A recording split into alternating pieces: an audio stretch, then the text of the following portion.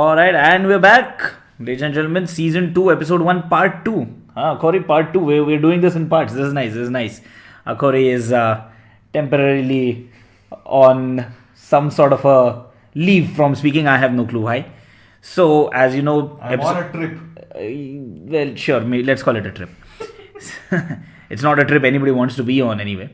So, yeah. So, first episode we talked about Kodak and which was the other company? Blockbuster.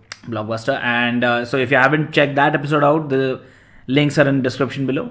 And in this episode, we'll talk a little about Yahoo and General Motors India. And we'll see what were the mistakes that they did and, what else they could have done. So, let's go. As Blockbuster had a chance to acquire a good company and did not, so has Yahoo. So Yahoo, yeah. That ubiquitous search engine that you never use. I mean, that you have never used. Yeah. It's like Bing's ugly cousin. It is. Bing is ugly to begin with. Remember Yahoo Mail? Do you remember Yahoo Mail? Yeah, my first email account was... Oh, yours was on Yahoo Mail? Oh, nice. Anybody else out there, first email account on Yahoo Mail, you're as old as us. It was either Yahoo or Rediff at that time. And oh my god, Rediff. No, I wasn't... No, wait a second. I think I had an email account on Rediff as well. No, that's what I'm saying. They were roughly at the same time, and so that time you had the option of either going on Yahoo or on Rediff. So I went first on Yahoo Mail, and then I went on Rediff subsequently. Okay. But very first email ID was a Yahoo Mail. ID. No, I remember my first email ID was a Yahoo Mail ID. That's for sure. And I haven't used it in a very long while, and I'm really happy about that. So the story of Yahoo is a really fun story, so to say. If fun times, huh? Yeah, fun times, exactly. If your idea of fun is washing down 90% of your valuation into the drain. So Yahoo started sometime in 1994 as a web services company, had multiple verticals like finance and news and social media, fantasy games. I don't even know why fantasy games, but sure. So they did a lot of these things. One of their major businesses was paid email services, right? So everything that you do for free today, Yahoo charged money for that back in the day. Right. And but the best part about Yahoo was that they somehow did the same mistake multiple times. I don't know what they're doing. Right? Yeah, they did the same mistake multiple times. So they had the option to back up Google in 98. They chose not to do it. Okay.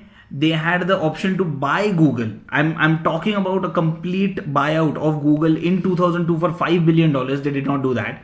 They had a chance to buy Facebook for $1 billion. They did not do that. They had a chance to get acquired by Microsoft for $44 billion. That's 44 followed by 9 zeros. Multiplied by 70. Because let's face it, we are in India. When I said $1 billion, you were multiplying it by 70. Okay, right. We both know it. Right. For $44 billion. And this Microsoft offer came in 2008. They rejected it. In 2016, Verizon partners picked them up for $4 billion, a tenth of what they were worth just 8 years ago. I want to smoke what the guys at Yahoo were smoking. I really want to smoke that stuff. You don't. Because then you wash your career down the drain. You don't want to smoke that. But yeah, so that's a fun thing about Yahoo. And, one thing that happened from 98 to 2002. In 98, when Google was coming up with a search engine, Yahoo figured that's not going to be anything big. In the year 2000, Yahoo realized the error of their ways. And Yahoo said, you know what? We are going to come up with our own search engine. Right. But till then, let me outsource my customers who want to use search engine to Google. Why didn't you just close shop and leave home at that moment? You just sent your business across the street, and for what? So you could take 4 years to come up with a bullshit of a search engine. They did take 4 years, by the way. I'm not kidding. And 4 years in technology circles is like... It's a generation and a half. Yeah. 4 years, entire platforms become obsolete in 5 years. If you say that you've taken 4 years to build, that's another time the decay. You have to stop jumping on the bed. Stop jumping on the bed. Use your words carefully, man. There are people listening to this podcast that I wouldn't want them to get the wrong idea. As if they haven't got the wrong idea about us any which way. Good point. Let's come back. So, like I was saying, in technology circles, if you say that you have taken 4 years to build a search engine, that's almost blasphemous. That's blasphemous. Especially when you have competition. I mean, Right. sure, if you're working out of the dark and you're going to come out of the woodworks with a completely new And project, if you're somebody like Tesla, who is at the forefront of innovation and who has no precedent of sorts, yes, to make a comparison in terms of how much time it should take to come up with a new product, then it's acceptable. But for something like a search engine taking 4 years, you have to be fast. You have to be quick on your feet. Very fast. They didn't do that. Right. And Yahoo also did a couple of high-profile acquisitions of Flickr, one of the companies that I had mentioned for Kodak, and another company called as Tumblr, and they weren't able to leverage them properly. So I mean, it almost feels like I didn't give Yahoo any introduction. All that I told about was what Yahoo did wrong, because that's how much wrong they've done. So they I mean, what did Yahoo do wrong? So one, they were late to the search engine party, right? Two, they did not buy Google and Facebook when they should have. Their approach was too scattered. They didn't know if they were a technology company, if they were a media house, if they just wanted to shut shop and go home and sleep. I mean, I don't know what's wrong with these guys.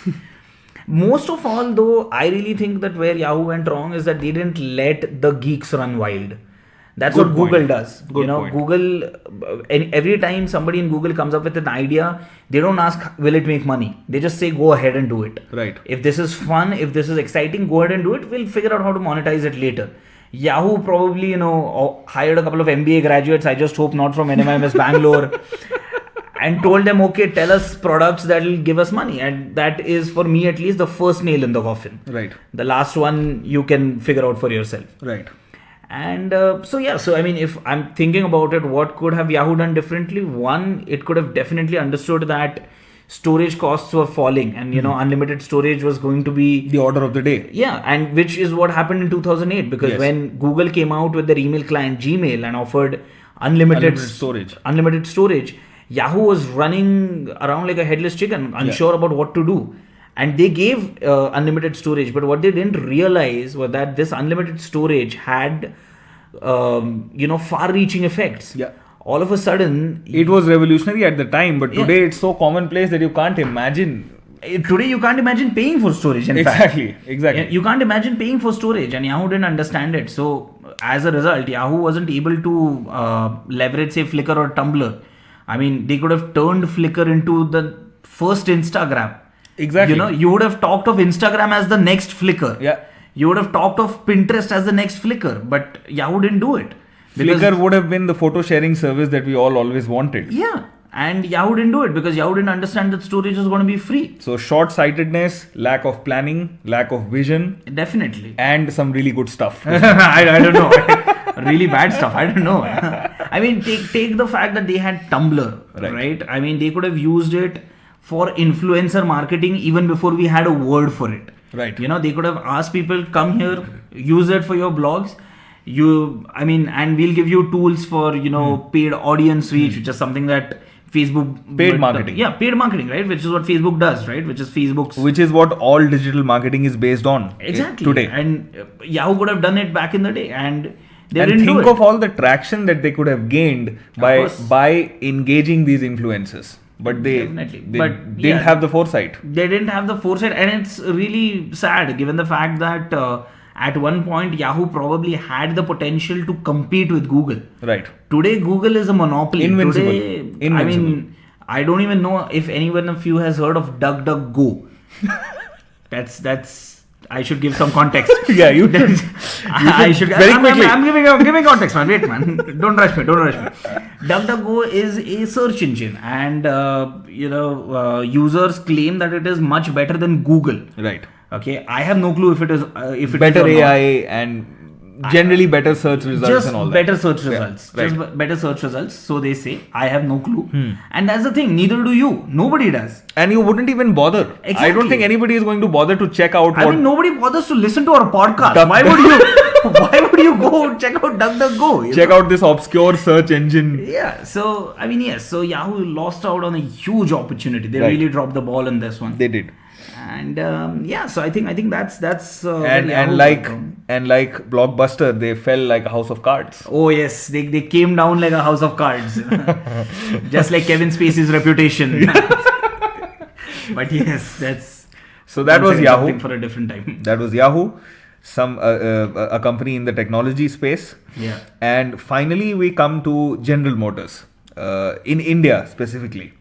So General Motors came to India 2 decades ago in 1996 with the brand Opel, and they had cars like the Astra and the Corsa, if you remember, the Opel Corsa. I remember that car. I remember that again, car as well. Very old. Do comment, with your photos of you with your Opel Corsa, Astra. with the Salman Khan Tere Naam hairstyle. Yeah, because those were the days, huh? We know you've done it. Yeah. We know you have done it. We know you've done it. You know you have done it. Yeah. Then in 2003, they introduced Chevrolet to the Indian market. And in 2012, they shifted to a Chinese manufacturer and Chinese models, which we would talk about a little later. As of 2017, in May 2017, they announced that they would no longer have any domestic sales in India. Of course, they would continue to manufacture and export from India because of the excess capacity that they have built in the country, but they would not have any domestic sales. Now, that is a huge failure for a company like General Motors, which is so successful all over the globe. But somehow, when it came to the Indian market, they faltered, and they faltered spectacularly. So again, why? Why did this happen? Why couldn't General Motors do anything right when it came to the Indian market? Well, to start off with, in the automobile business, your success depends a lot on the robustness of your dealer network. Now, as a comparison, for comparison's sake, if you look at Maruti's biggest strength in India is its dealer and service network with more than 1,200 checkpoints, more than 1,200 dealers. Now, when General Motors was at their best in India, which is when Chevrolet had introduced the Beat, at that time they had just 400 dealers.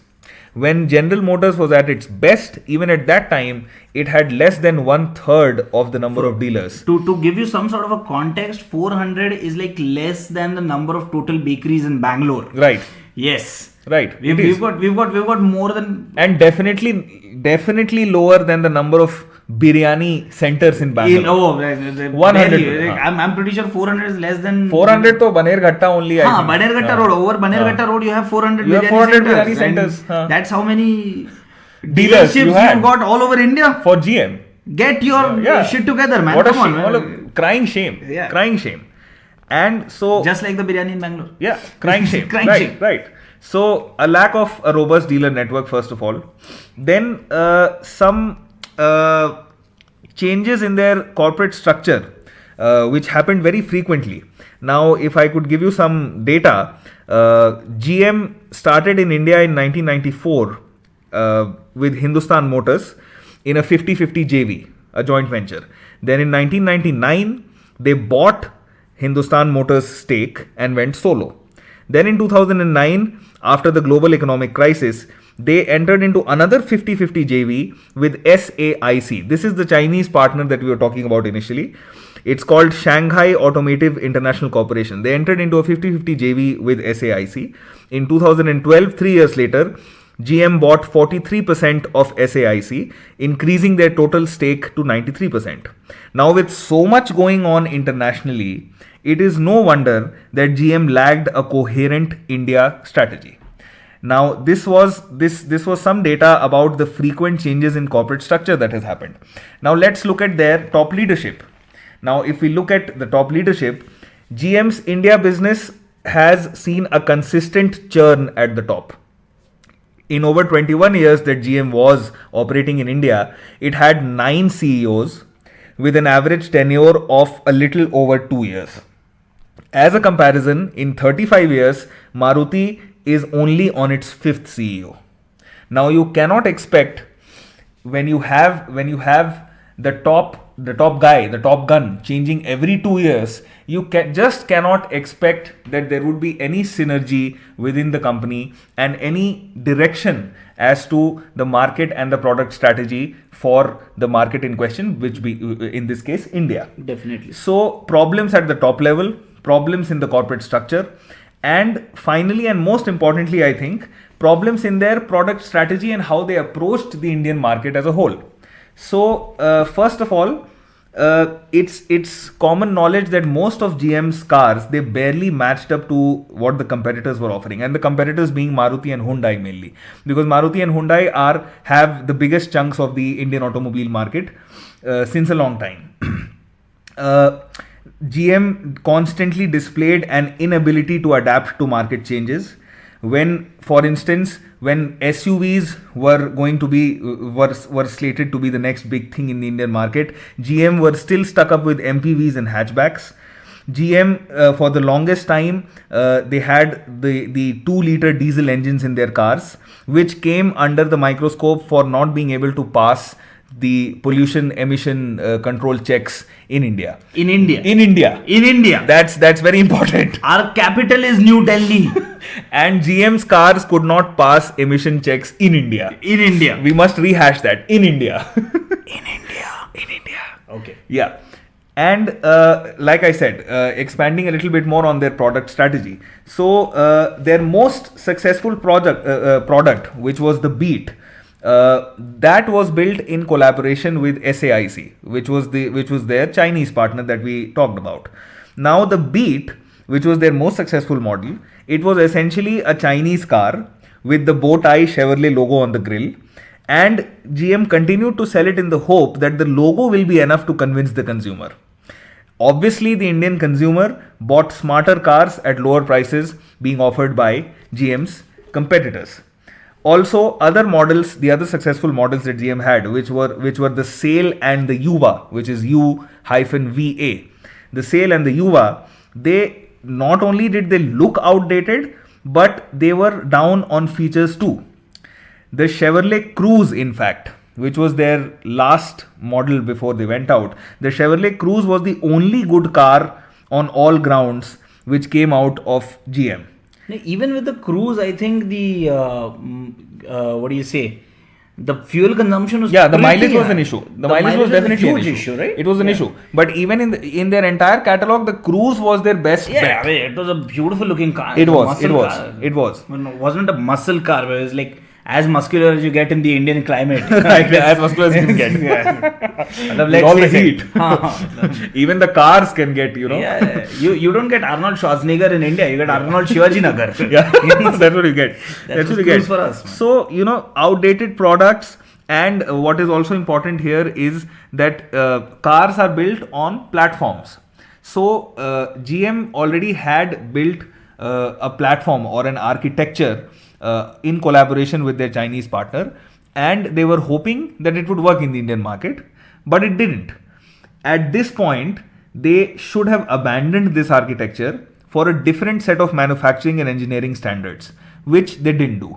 Of course, this would have been costly, but what you have to consider is this cost going to be more than the market share that I stand to gain had I changed my manufacturing and engineering parameters and adopted a better platform? Now again, this was short-sightedness on GM's part and also a fair amount of rigidity. Another thing that they could have done was they could have partnered with a local company to run full operations in the region. Let's say Mahindra and Mahindra. If you collaborate with a local company, this I think is fairly standard protocol for a company which is coming into a country where it has never sold before, and especially a country like India. Exactly, because the Indian market, it's nothing like any other market out there. Exactly. And experts around the world keep insisting on the fact that you should treat India as pretty much a continent rather than a country. Exactly. When it comes to the marketplace.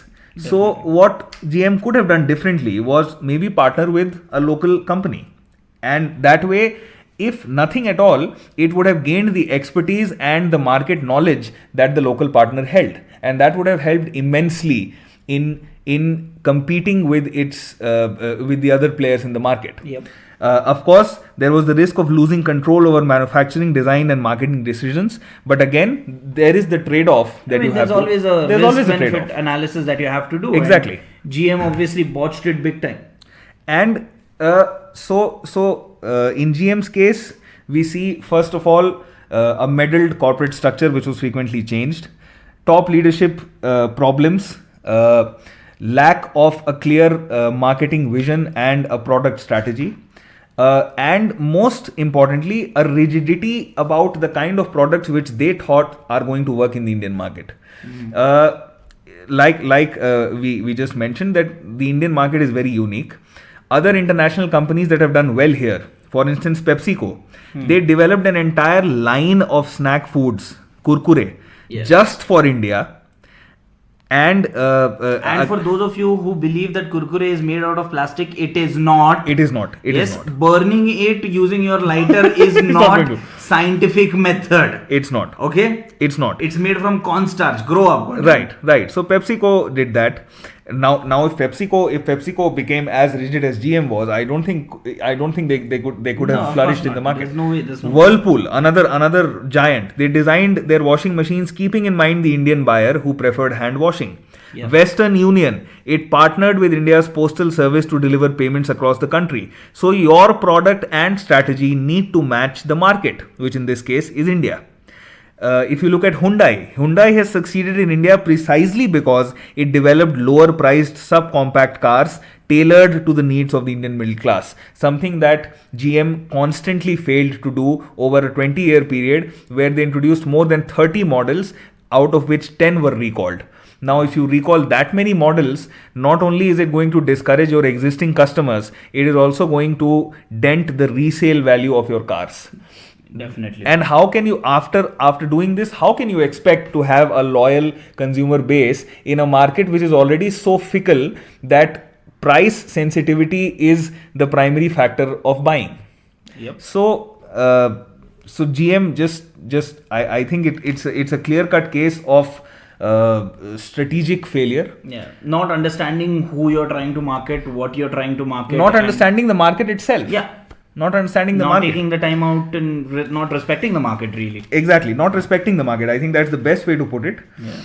And so there we are. These are 4 companies which were household names. Which were huge, which were and top guns, and now they're gone. They're gone. So what are the overarching lessons for budding managers? The overarching lessons are: number 1, currently unattractive opportunities can become very attractive opportunities in the future. Definitely. Never discount something that you feel might work or might not work, because it can come back to bite you, and it can come back to bite you very bad. And secondly, transformation / innovation / disruption, it can happen super quick, and it can be very, very unforgiving. If you are not ready to jump on the bandwagon, if you are not ready to pivot, if you are not ready to innovate and adapt. This is what we have seen over and over and over. The corporate landscape is a very interesting place. It rewards risk. It rewards foresight. In that way, it also very meritocratic sort of. It's a meritocracy. It's just Darwinism. It's survival of the fittest. Exactly. You change quickly enough, you're gonna survive. If Otherwise, not, I'm sorry, I don't have any sympathy for you. You could be the Tyrannosaurus Rex. Yes. But then you're going to vanish, and one day there will be. Some asteroid or the other is going to hit you. Whether it's Netflix, whether it's Google, or something else. Yeah, definitely. So you got to be on your feet all the time. On your toes, man. On your toes. Yeah. We are on our feet. Right. Yeah. It's about 3 in the night. It's okay. Yeah. It's okay. Yeah. So I think we've covered about everything that we wanted to. Alright, awesome. So guys, this is it. This is episode 1, season 2. Season 2, man. Season 2, man. At 3 o'clock at night, man. This is crazy. Can I have some water? I'm really thirsty. So this is season 2. He's thirsty only because he has been speaking, not because of any other possible reasons? Why would you even put that in somebody's mind? What is wrong with you? No more mic time for you. No mic time. So yeah, and incidentally, what you've done is very, very sneaky, very sneakily, because we are, sort of sneaky people. What we've done is we've slipped in a, very nice little clue about what our next episode is going to be. So Right. if you listen to it, and let's face it, it is an if you listen and not when you listen. So if you listen to the Right. episode and if you understand what is our next episode going to be about, Please let us know. Go ahead, drop us a comment, tell us what it is, and we'll give you a shout out. And I would really like to say we'll give you goodies, but ये महीने का rent भर दिया है तो पैसा खत्म है, तो goodies तो होगा नहीं. Goodies तो है नहीं अपने पास. मैं बीजू के टपरी पे अंडा पराठा खिलाएगा. अंडा पराठा इज गुड. केरला पराठा एकदम बढ़िया मैदा. अंडा paratha, yes. That goes inside and becomes another paratha again. हाँ, तो उसके साथ 2 केला भी, तो lots of fiber. Next day you're happy. Yeah. And please feel free to suggest topics that you should feel that you feel that we should take up in the future. Yeah. Now that we have oriented ourselves towards more of a corporate kind of a outlook. Yeah. Not that we are not going to do our eclectic tomfoolery that we indulge in. We are going to do that, of course. But the main focus now is going to be on things related to management, topics that you that you're going to find relevant, hopefully, and which interest you, hopefully, and you listen to us because that is what we want. Please like, share, and subscribe. Yes. And I guess I think that's it. I think that's it. All right, great. Thank you so much. Have a nice day. Shaba Khair. Oh my God. Stop doing Amitabh Bachchan. Which is probably what Vijay Bachchan said to Rekha. But anyway. So yeah, thank you so much. Have a nice day, ladies and gentlemen. Over and out. गुस्सा क्यों हो रहा है यार? Frustrating क्यों हो रहा है यार?